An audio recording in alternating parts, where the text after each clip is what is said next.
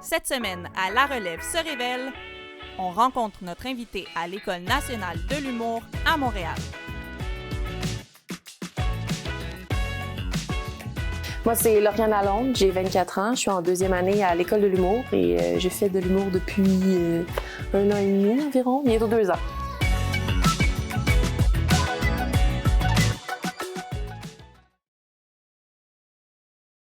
Quand j'étais plus jeune, j'avais déjà pensé à être humoriste, mais on dirait que c'était tellement pas concret. Tu sais, je regardais des galas puis j'étais comme comment ils se rendent là, tu sais, ces gens-là.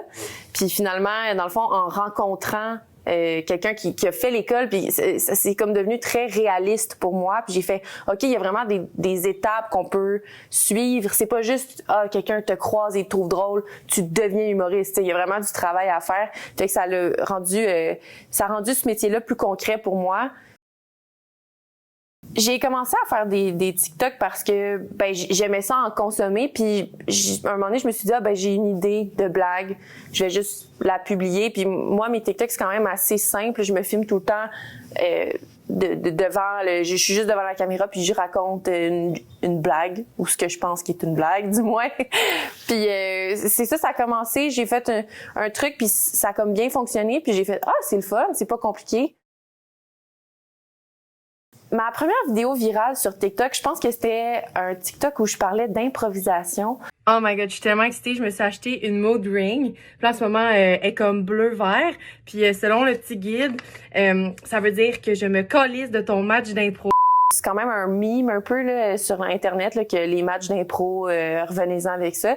Fait que je pense que c'est comme ça que ça a bien fonctionner. C'est tout le temps les vidéos où t'es super laid, que tu dis l'affaire la plus niaiseuse, que les gens sont comme « Ah wow, du génie ». Puis dès que tu fais du montage, puis qu'il y a 600 personnages, t'as 100 vues, puis tu pleures. Je pense que je me concentre sur ces applications-là parce que c'est tellement facile. Tu sais, je fais juste blablabla, puis j'envoie le truc, puis après ça, j'attends de voir si les gens trouvent ça drôle ou si ils me méprisent. En deuxième année à l'École de l'humour, dans le programme de création, on a un cours sur les réseaux sociaux, puis il nous montre vraiment comment optimiser là, nos interactions, comment faire du contenu qui parle plus aux gens. Ce cours-là, il est quand même utile parce que c'est des affaires vraiment techniques, tu sais, comme faire le montage de ton TikTok sur l'application. Ça fait en sorte que TikTok, avec l'algorithme, il va plus avantager ta vidéo que quelqu'un qui aurait monté sur un logiciel de montage à l'ordinateur, par exemple. Oui, je pense qu'il est possible de faire carrière en humour uniquement avec les réseaux sociaux. C'est sûr que ce sera pas la même expérience parce que je pense que souvent les gens font l'erreur de commencer sur TikTok puis de se dire là après je peux aller faire exactement la même chose sur scène. Il y a des gens pour qui ça va fonctionner, puis des gens sur TikTok qui sont tellement connus qu'après ils ont un bon public, puis quand ils vont dans des salles, les gens c'est tous des fans. Donc c'est conquis d'avance.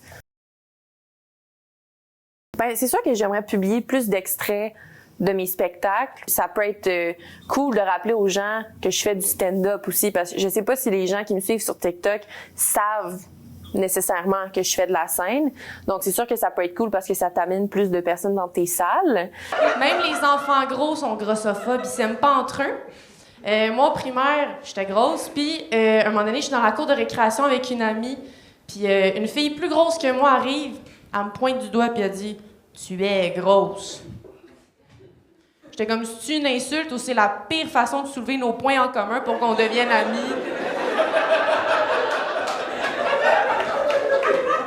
Tu es grosse. Et moi aussi. Ah oui, à cafette, c'est le nachos le jeudi.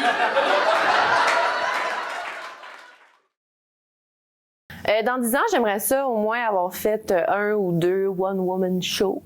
C'est vraiment quelque chose que j'aimerais faire, mais j'aimerais ça aussi faire de la télé, de la radio aussi. Là. Moi, j'ai étudié en journalisme, puis faire des chroniques humoristiques à la radio, ce serait vraiment quelque chose qui me ferait plaisir. Là. J'en fais à des radios étudiantes, tout ça. Écoute, merci pour cette entrevue et on est content de t'avoir accueilli ici. Merci, ça me donne l'impression que je suis vraiment connue. Alors, ça fait plaisir, c'est bon pour l'ego. Soyez vous-même. suivez-moi sur Instagram et TikTok, c'est s'il bon. vous plaît. @Rianne Lalonde. Les gens pensent souvent que je m'appelle Ariane, mais c'est vraiment Lauriane. Une de mes blagues préférées que j'ai écrites dans ma vie, c'est... je vais la dire à la caméra, c'est... Moi, j'aimerais vraiment ça être dans un groupe de musique. Juste à y penser, je band. Merci, Montréal! Merci!